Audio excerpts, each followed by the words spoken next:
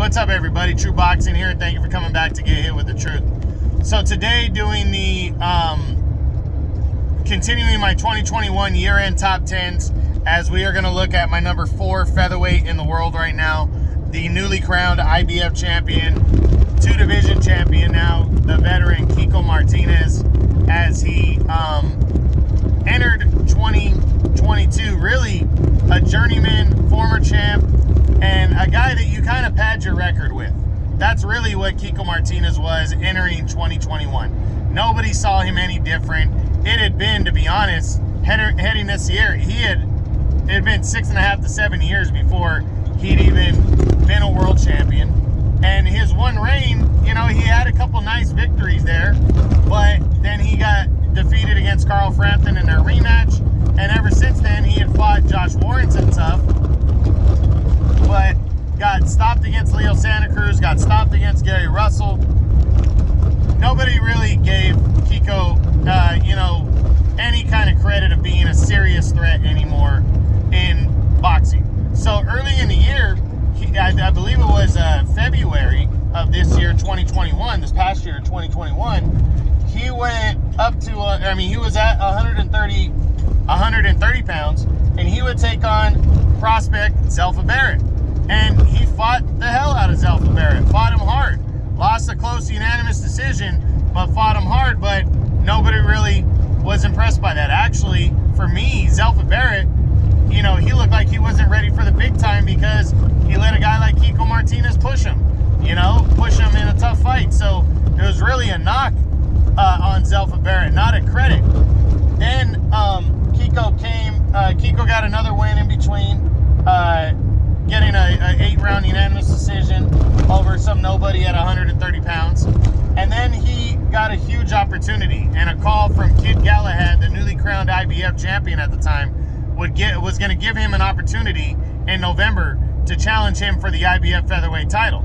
So Martinez decided to jump on this opportunity, and little did we know, the world was about to be shocked, as first Martinez was getting dominated from the outset. He was getting dominated by Galahad. Galahad was beating him up, hurt him in the first round, almost put him down, and was all over him.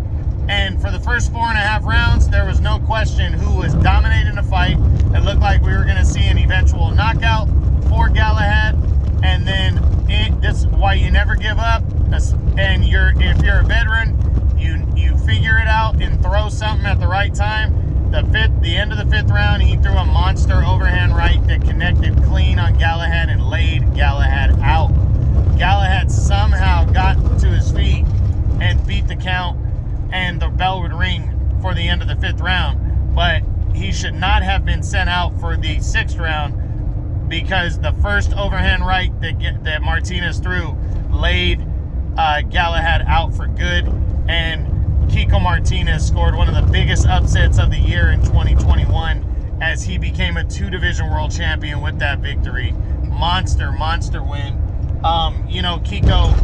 Kiko is 35 years old, and he pulled off that upset, so that's a huge victory for him. And now he's a threat. He wasn't ranked coming into the year, so now he's number 4. His overall record is 43-10 with 2 draws and 30 knockouts. So this guy is just going to enjoy the moment. Now, he talked about unification bouts with, a possible unification with the Emmanuel Navarrete.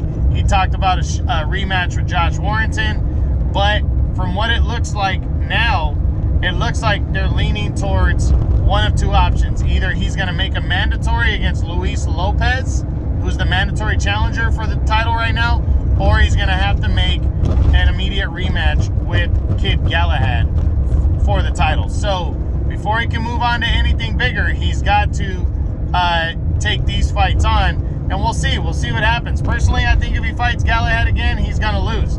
I think he's got a better shot at the mandatory challenger Lopez, but Lopez has looked good too in his last couple fights. So we'll see. It's not going to be an easy path for Kiko Martinez, but this win and upset that he scored gives him the opportunity to do some damage and see what else he can accomplish. So that's it. That's what I got for my number 4 featherweight in the world right now at 126 pounds. for my 2021 year-end top 10s, the IBF champion, Kiko Martinez. Hope you guys enjoyed this. True Boxing, you've been here with the truth.